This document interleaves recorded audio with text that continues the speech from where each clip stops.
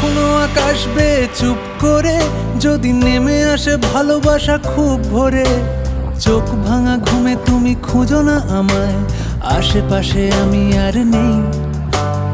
আমার জন্য আলো জেলো না কেউ, আমি মানুষের সমুদ্রে গুনেছি ঢেউ। এই স্টেশনের চত্বরে হারিয়ে গেছি, শেষ ট্রেনে ঘরে ফিরবো না না না না না না না না না না না।